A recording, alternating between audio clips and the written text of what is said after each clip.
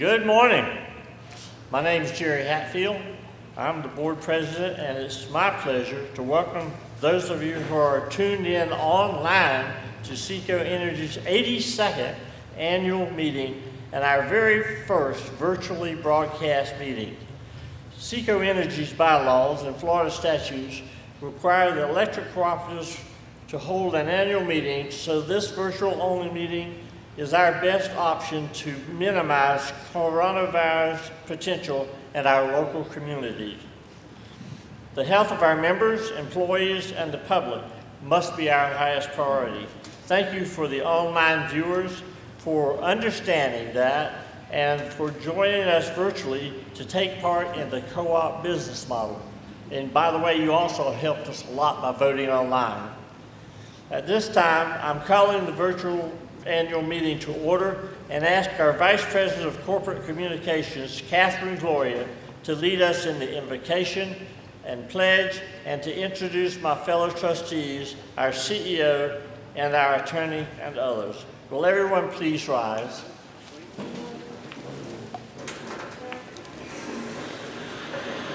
Good morning. Will you join me in prayer, please? Father, we reach out to you today in prayer. Bless our nation in this time of need. We ask that you protect our loved ones, friends, and families, and pray that this virus and other illnesses pass over all of our houses. We ask that you bless our employees and our members with your protection. And we pray that those who are sick are healed by your love and mercy. Amen. Will you join me in the pledge, too? I pledge allegiance to the flag of the United States of America, to the republic for which it stands, one nation, under God, indivisible, with liberty and justice for all.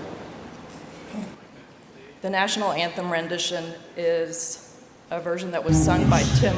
And you see by the dawn's early light, what so proudly we hailed at the twilight's last gleaming, whose broad stripes and bright stars through the perilous fight, o'er the ramparts we watched were so gallantly streaming, and the rocket's red glare, the bombs bursting in air, gave proof through the night that our flag was still there. Oh, say does that star-spangled banner yet wave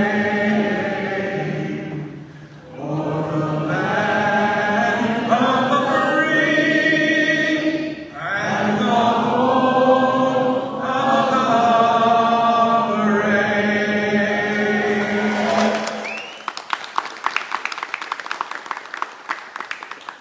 Thank you so much. Please have a seat. That rendition of the national anthem was sung by our manager of consumer billing, Mr. Tim Wallace. He sang on this stage last year to a crowd of thousands.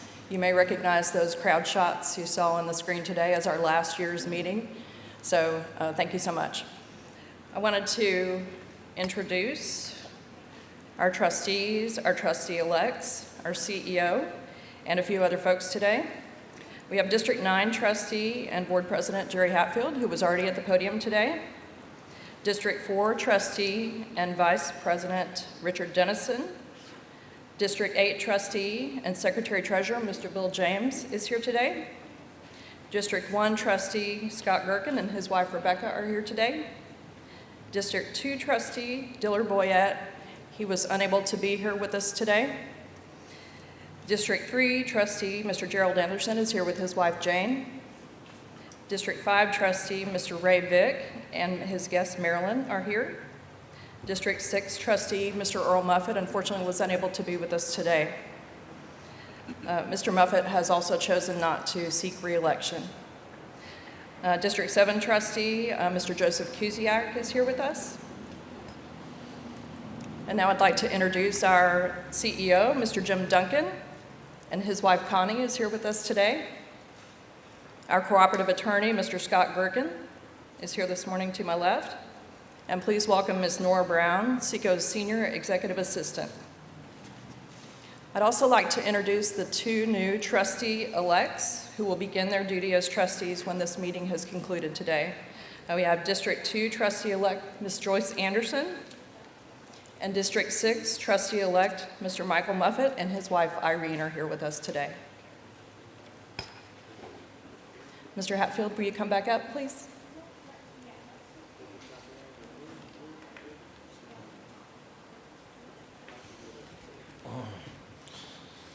Thanks a lot, Catherine. The first order of business is the appointment of a recording secretary for the meeting. I'd like to appoint Ms. Nora Brown, who is seated on the stage behind me.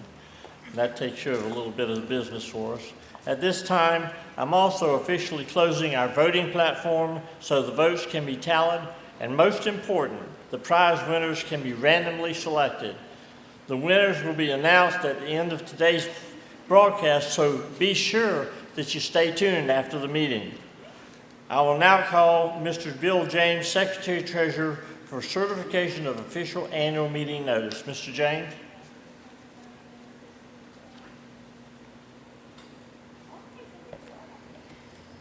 Thank you, Mr. President.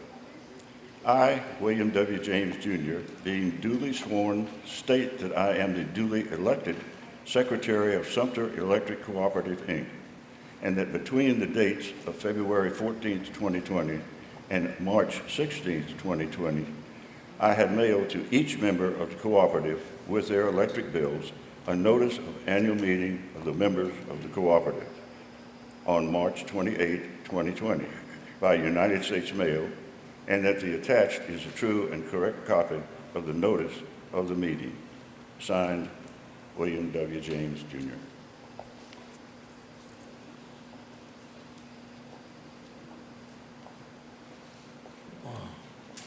Thanks, Bill. I appreciate that. Thank you again for joining us today. As I mentioned previously, Florida cooperatives are required by statute to hold an annual meeting. We are also required to achieve a quorum to conduct official business. With the help of bylaws revisions you and the members passed last year, we are able to achieve a quorum with a lot more efficient work and inclusive as more people. We can now count member participation in voting on an annual meeting business either electronically, by phone, in person, or by mail as part of the quorum. I'm happy to announce that member voting participation has indeed helped us to achieve a quorum this year, even under these unusual circumstances of the coronavirus and virtual annual meeting. Thank you so much to all who cast a vote this year. Every member who voted is entered in the prize drawing, so be sure you stay tuned at the end of the meeting. You're probably going to win something. There's not very many of you out there. On behalf of the entire SECO board, I want to thank you for your membership. Our 9-member board of trustees are elected by you, the members. The board sets the policies and approves the budget that guides your cooperative. The Chief Executive Officer, Jim Duncan, along with his senior staff, manages the cooperative under these policies. Our goal is to provide you with affordable, reliable service for years to come. In a minute, you're going to learn a lot about SECO, how it controls costs, and you're going to hear from one of the best CEOs in the country. It is my pleasure to introduce our CEO, Mr. Jim Duncan. Well, good morning. I must say this is certainly quite different. Normally we have an audience of thousands. Today we have an audience of tens.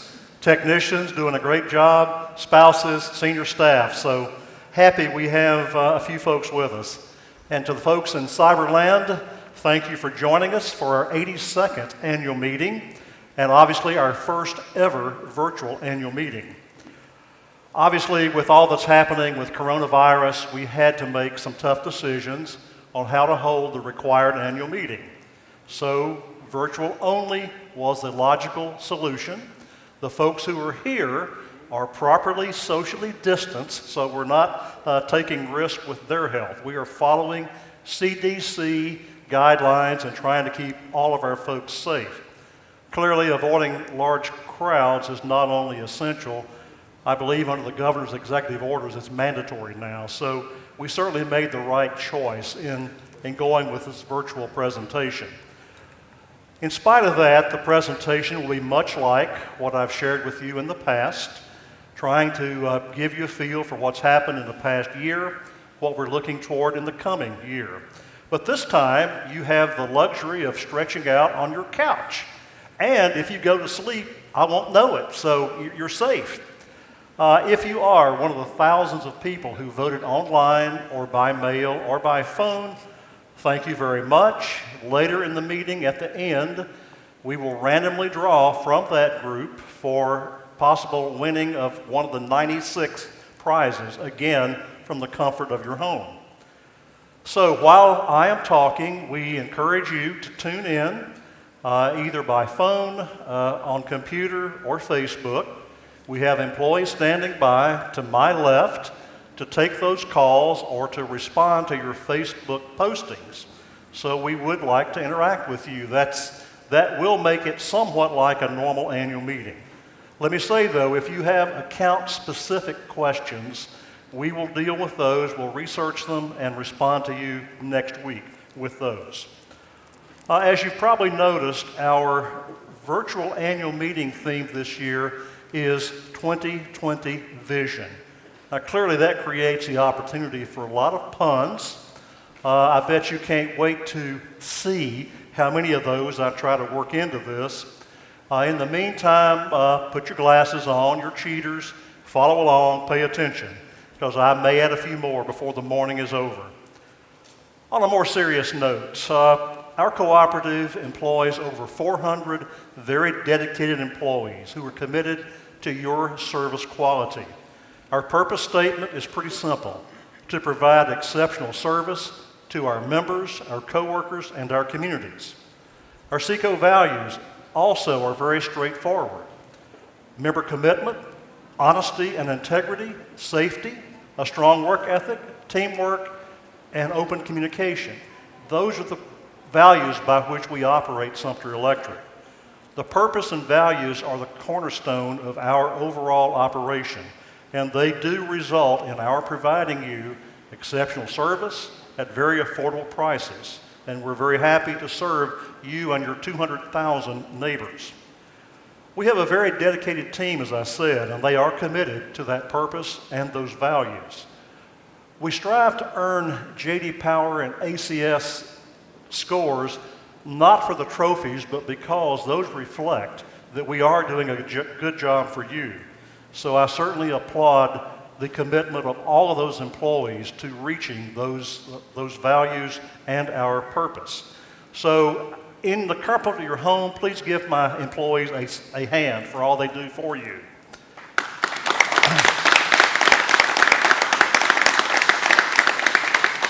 Obviously, this is a first, but new technology, as we all know, means that someone is always listening.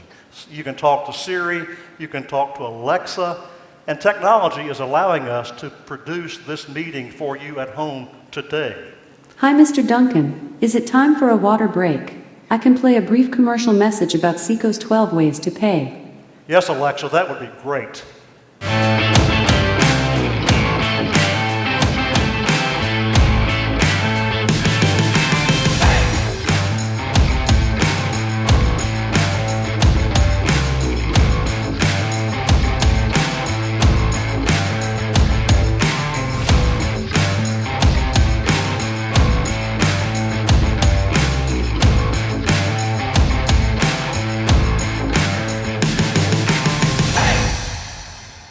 Excellent. Normally at this time in our meeting, with our large audience, we would pay tribute to our military, both current active duty and those who have served before. One of my favorite parts of the meeting, and we are going to make sure that that's part of this meeting. So, normally with the audience, I would ask you to stand when your service name is mentioned and your service song is played. So you can now do that in the comfort of your home.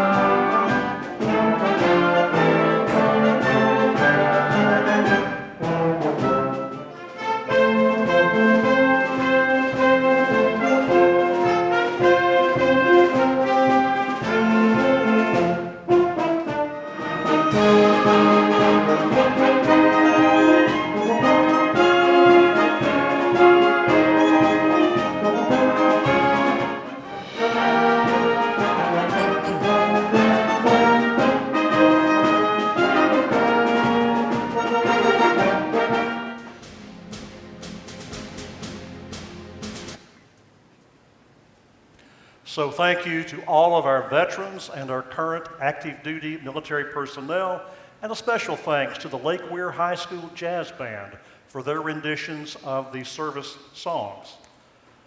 Also, as is our custom, there is a very dedicated group of people who have committed their work lives to keeping us all safe. So I'd like to recognize any current or former members of law enforcement, corrections officers, firefighters, dispatchers, EMS personnel. Thank you all for all that you do for us. And then moving ahead with thank yous, you met the board earlier, but I do want to thank them for the service they provide, not only to the staff, but to you, the members, and to acknowledge our two new trustees-elect who will officially begin their roles at the adjournment of this meeting. So thank you to all of them, and feel free in your homes to give them a hand as well. A long time ago, 1991 to be precise, my first ever annual meeting as the CEO of SECO Energy. I introduced basically what my management philosophy would be as we moved ahead, and that was simply to redefine the 3 R's from the school terms to utility terms: rates, reliability, and responsibility. And those, in effect, have been the guiding principles under which we've operated from that time forward. We are fortunate to have, in my humble, biased opinion, the best senior staff in the industry, and I would like to quickly recognize them. Ben Brickhouse is our Vice President of Engineering. Ben is going to be retiring after 32 years of service, leaving probably early in June. I certainly wish he and his wife Dale the best in those retirement years. Very happy to have announced that Mike White, a member of Ben's current staff in engineering, will transition into that role effective May 1st. So we were very fortunate to have strength on the bench to be able to fill this vital role. You already met Ms. Nora Brown, who is our Senior Executive Assistant, who has the challenge of keeping me and the board straight. Not an easy job. You also met Catherine Gloria, who pretty much on the fly had to come up with how to have a virtual annual meeting, how to communicate with you, the members, on what we were doing, and frankly has done a phenomenal job in making that happen. She is our Vice President of Corporate Communications and Energy Services. And the individual who keeps all of our money straight, our Chief Financial Officer, Mr. Gene Kanakovsky. He is happy that we are controlling our cost, and he does a good job with that. Another important role, John LaSelva, is our VP of Operations. Sounds simple enough, but that means his group is responsible for building, maintaining, and restoring a very, very large electric system. And finally, Greg Morrell, VP of Corporate Services and Human Resources. As that name suggests, he has a lot of different responsibilities trying to keep us all following all the many alphabet agency laws. So that is our senior staff, extremely proud of all of them and thank them for all that they do on your behalf. So, changing topics. Mr. Duncan, I think now would be a good time for a water break. I predict that you're about to talk about corporate citizenship and responsibility. Would you like me to play a brief video? Absolutely, Alexa, I need to be hydrated.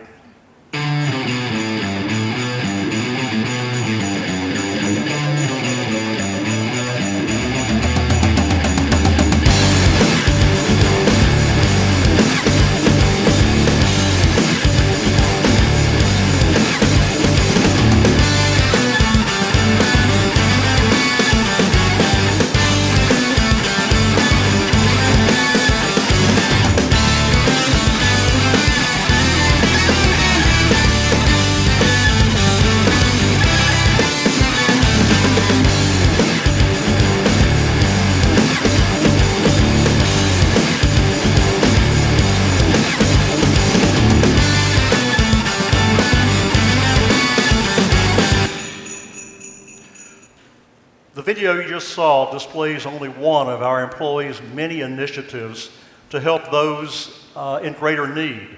Our support for the Marine Corps' Toys for Tots campaign leading up to Christmas has been almost legendary among our communities. For decades, our employees have pledged significantly from their hard-earned money to our local United Ways. Next year, the cumulative giving by our employees should cross the $1 million mark. They also fundraise regularly, annually for the American Cancer Society, utilizing the Relay for Life activities. Last year, our golf tournament and those other activities raised over $26,000 for that worthwhile cause. So now let's talk about the real reason that we are in this business, and that is your energy needs. Last year, you and your fellow members consumed almost 3.5 billion kilowatt hours. That was an increase of about 51 million over the previous year, or about 1.5%. That's a healthy growth rate, not huge, but certainly healthy. That growth rate indicates why we need to continue investing in our electric system to assure that it meets the growth needs that your usage requires, while controlling cost, of course. We had a very good financial year in 2019. Our bottom line margins were $16.3 million, an increase of about $3 million over budget. Those types of numbers keep our bankers and our CFO very happy and make us financially sound. We have a huge investment in our electrical system, almost $1 billion, $918 million in utility facilities. Last year alone, that number increased by $39 million, or about $3.3 million a month. That keeps our CFO really busy trying to cover the cost of all of that. But those expenditures are necessary. We're adding a number of members, as I'll share with you shortly, and we're trying to make sure the reliability of your service is outstanding. So it takes that investment. Last year, we added 6,189 new services, a 20% increase over 2018, and 2018 was a very good year. Our cooperative is somewhat unique among cooperatives, with almost 211,000 active accounts on our system. That makes us rather rare among our cooperative peers. Across the nation, there are roughly 900 electric cooperatives. The average or median size of those is about 13,000 members. So every 2 years, we add the equivalent of one median-sized electric cooperative. We think we're pretty special. We have grown into a regional utility, and we're very proud that the communities we serve are growing with us, and that we're part of that growth. Clearly, a significant portion of our growth is within the villages in Sumter County, but our other counties are growing as well. 43% of our growth last year was in Sumter County, 33% in Lake County, 21% in Marion County, and 3% in the other counties that we serve. Keeping up with that growth and maintaining that system is certainly not cheap. Total expenses in 2019, excluding purchase power, $134.1 million. Now, we were over budget by about $2 million, but we also incurred over $5 million of preparation expenses for Hurricane Dorian that were not part of the budget. So those costs had to be accounted for. If you'll recall, last September, Hurricane Dorian was a very frightening hurricane, spinning around in the Atlantic as a Category 5, the highest category. It looked like it might spin through the heart of SECO territory as at least a Category 3. If Dorian had not stayed offshore, as it did happily, the destruction impacted on us could have been, likely would have been, much worse than Hurricane Irma. So we had no choice but to get external resources to be ready for that event if in fact it hit us. Happily, we dodged that bullet. We were prepared, but we always have to be ready if the hurricanes are a potential threat for us. So we're doing a lot to our system to storm harden it so that when those storms come through, we are prepared. Sorry to interrupt, Mr. Duncan, but hearing about hurricanes has made me thirsty. How about I play a short video to help SECO members prepare for hurricane season? Go for it, Alexa. Makes me thirsty too. Storm Center consists of 6 user-friendly platforms to communicate with our members about outages. It is mobile device friendly with interactive maps and a variety of notification options. The interactive map displays current outages, estimated time of restoration, crew status, start time, number of members affected, and outage cause when it's available. Use the weather overlay to see incoming storms. Check the status of an existing outage by clicking on the icon on the map. It's easy to report a new outage or check the status of an existing one. Just use your last name and house number to identify the location and click submit. It's that easy.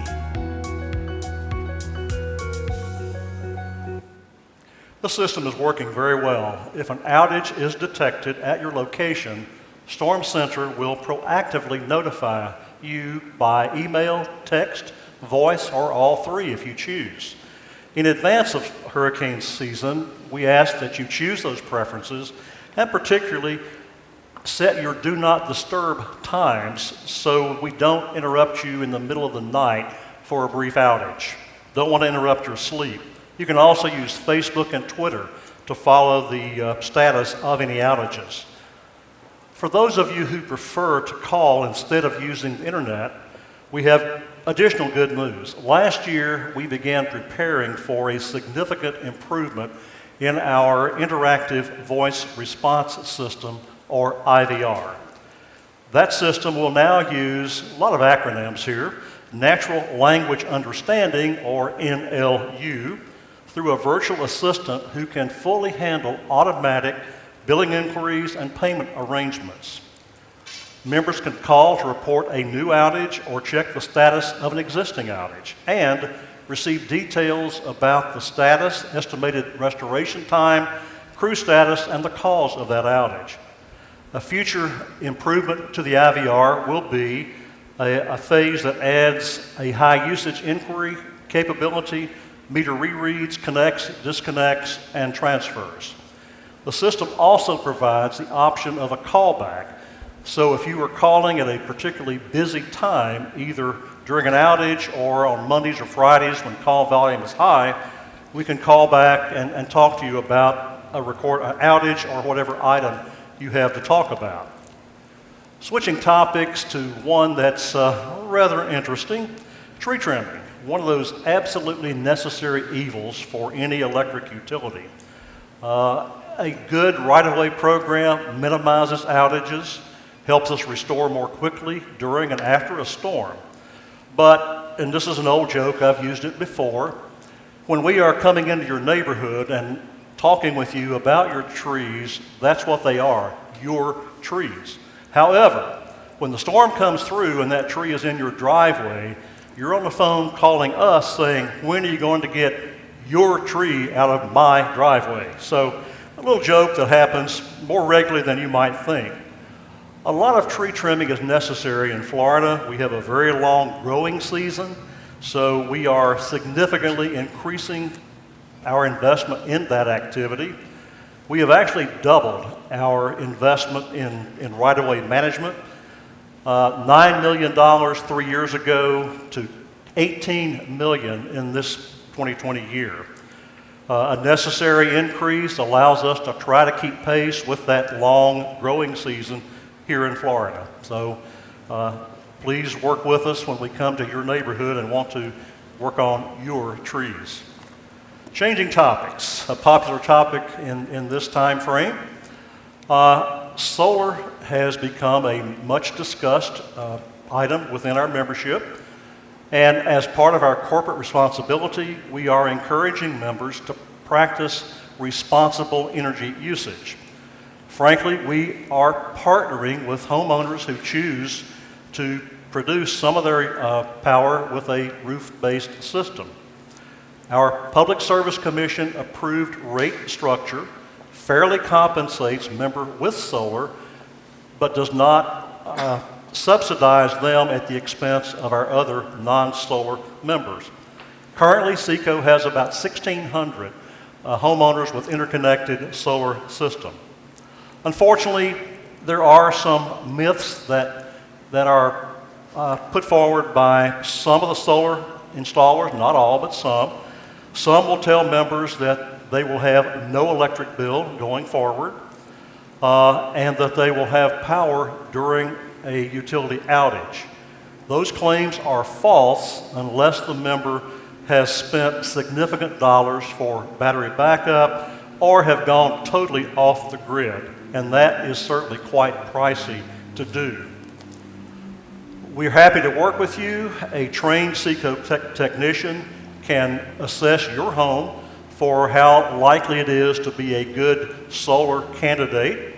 Company-wide, we believe it's our responsibility to present you with facts about solar, rates, and return on investment. We won't try to talk you out of it. We'll try our best to give you unbiased perspectives before you make what is a very large investment. Another topic, electric vehicles, certainly a growing topic of interest across the nation. Recently, we surveyed roughly 90,000 of our members for whom we had email addresses. We received 7,000 responses, and some of the results were quite interesting. 5% of our members indicate that they currently have an electric vehicle. 34% indicate that they are considering acquiring an electric vehicle. 42% think we should actively promote and support the use of electric vehicles in our service area. 65% believe that we should offer some form of off-peak charging with reduced rates. That's something we are addressing. However, to make that happen, we have to move into a more advanced metering structure called AMI, or smart metering.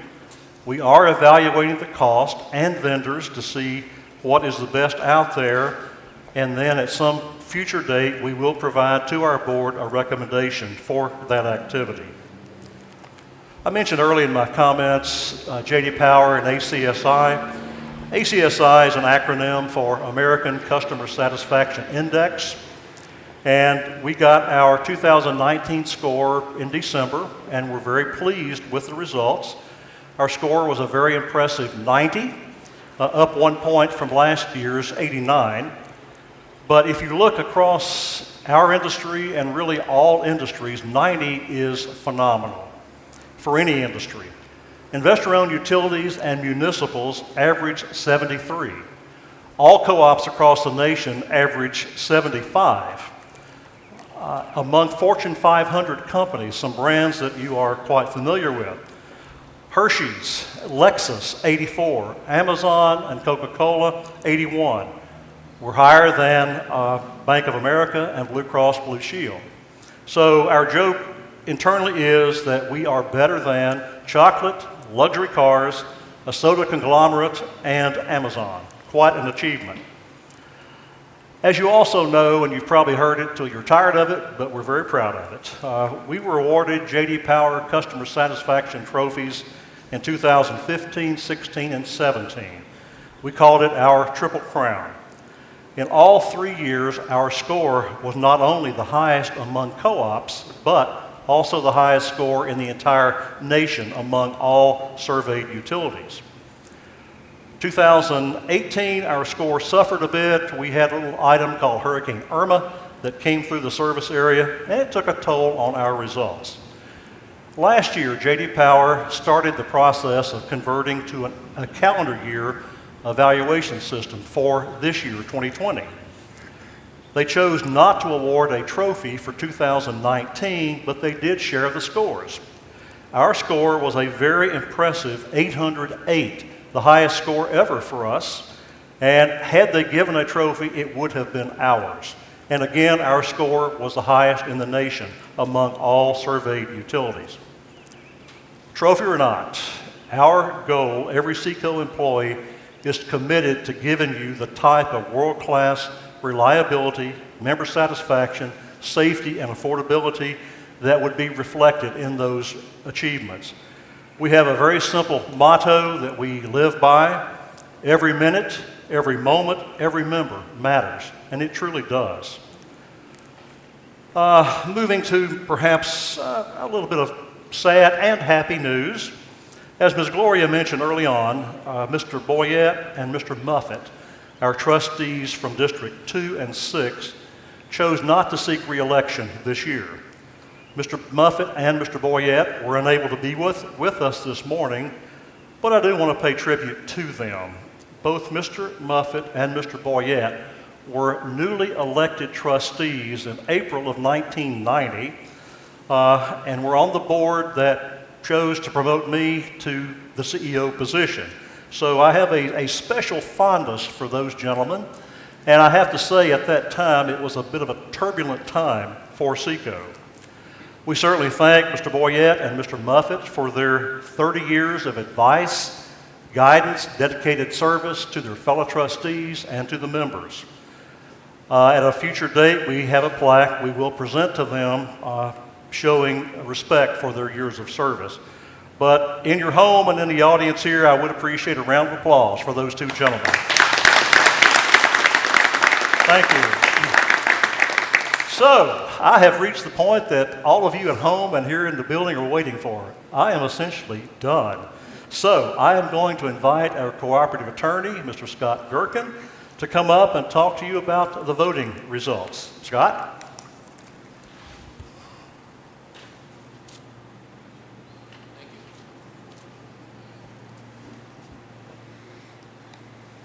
Good morning. As Mr. Hatfield and Mr. Duncan have referenced already, a member-approved bylaws change now gives SECO the flexibility to conduct electronic and regular mail voting. Voting was closed earlier in the meeting as the meeting began today, and I have now certified the official results. Need my glasses for that. There were a total of 7,895 member votes, an outstanding amount of member participation, which we appreciate. The member votes for the most recent board-recommended bylaw revisions are as follows. 7,320 voted yes, 198 voted no, and 377 abstained. Therefore, the bylaws revisions were overwhelmingly approved by the membership. The member votes for approving the 2019 annual meeting minutes are as follows. 7,484 voted yes, 39 voted no, and 372 abstained. Likewise, the 2019 annual meeting minutes were overwhelmingly approved by the membership. Thank you to all who voted and played a part in the cooperative's democratic process. Moving on to old business and new business, which This is a normal part of the agenda that takes us into the Q&A for the member engagement portion of the meeting. So for that, I'll turn it back to Mr. Duncan. Thank you.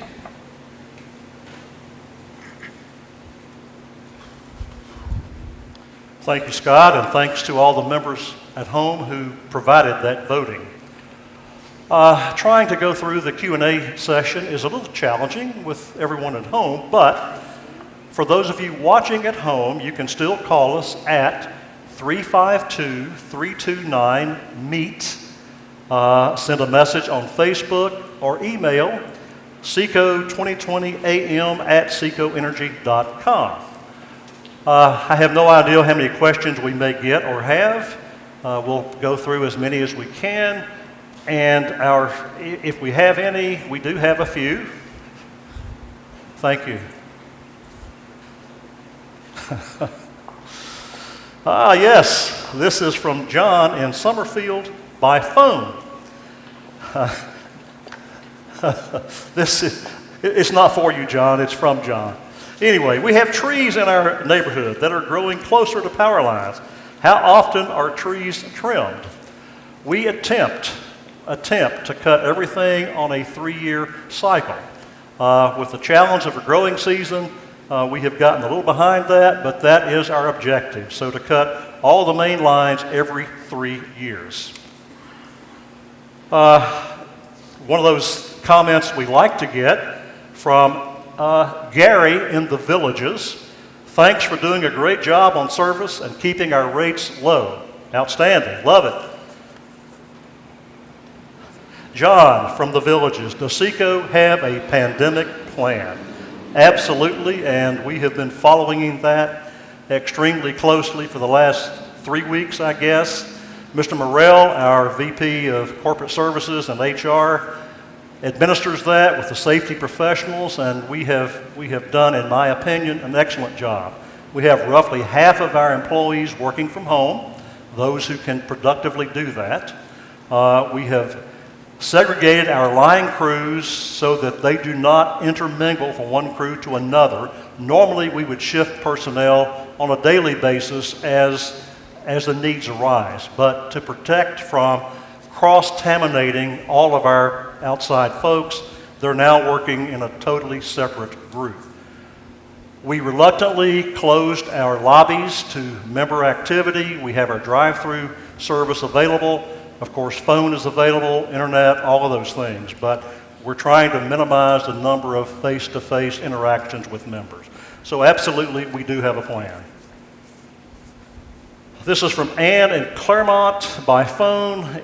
In Hurricane Irma, I tried to call about my neighborhood's outage but couldn't get through. What has SECO done to improve communication capability when a lot of customers have power outages? The comments I made early on somewhat address that.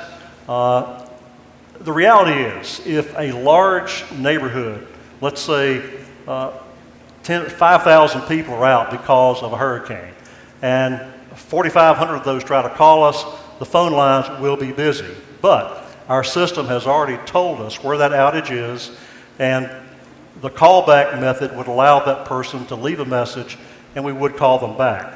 But it is, for any utility, a large-scale outage, and the phone calls that come with it can be rather challenging, but we are addressing that problem. This is from Mary, also in the Villages. I've heard about your Pennies from Heaven program. Where do the pennies go? Does the money stay local? A significant portion of the pennies that then become dollars go to our local United Ways to administer to individuals having difficulty paying electric bills and related items. Yes, they absolutely stay local. We don't send any of those dollars out of our service area, and primarily we restrict those dollars to people served by SECO. Very good program. I'm on it. I strongly encourage all of our members to sign up. On average, it will cost you 50 cents a month, $6 a year. So we'd love to have you sign up. This is from Gina in Inverness. Why are overhead power lines outside of my neighborhood when service to my house is underground? Why don't you bury all power lines? If I could put up a slide that shows a lot of dollar signs, that would probably explain why. The cost of retrofitting an existing electric system to total underground is unbelievably expensive. On the contrary, most of our new installations now are underground. So we're gaining in the degree of underground service we have. But the rate structure simply would not support trying to go and put 12,000 miles of utility line underground. The cost is simply prohibitive. And that is that group. Have we any more?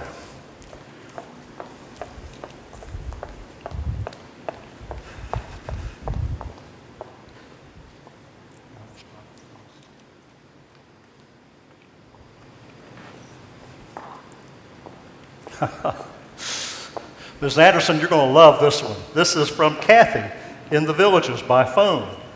Are there any women being reviewed for open board positions? Absolutely. As we mentioned earlier, Ms. Joyce Anderson is our trustee-elect, replacing Mr. Boyette, who chose not to run. The process we go through is not a series of interviews. We send a letter to every member within 3 districts that are up for re-election each year and explain to them how you become a candidate for the board, how the election process works, when the district meeting will be held. Ms. Anderson followed that procedure and was elected as our trustee-elect for that district. So perhaps far too long in happening, but we welcome her to our board. And I am told that we are running short on a virtual time and need to wrap up the questions. So other questions that come through, we'll respond to you individually next week. But again, there are 96 great prizes up for grabs, and they will be going to all the folks who voted for this year's annual meeting business. I want to thank everyone at home in Cyberland for your patience and understanding on why we did the meeting as we did. Certainly in the interest of the health of our employees and our members, a necessary item. So thank you all for tuning in. And normally I would invite Mr. Hatfield to handle this, but I've been assured by the attorney that I can do it. So before we go to prizes, we need to officially adjourn the business meeting. So do I have a motion to adjourn? I have a motion. Do I have a second? Have seconds. All in favor indicate by saying aye. Aye. Overwhelming. Anyone opposed? I didn't think so. So at this point, I am going to invite Ms. Gloria to go to the microphone to my left, and she will provide information about the prizes and how they were drawn. And again, I thank you all for being with us today. Thank you.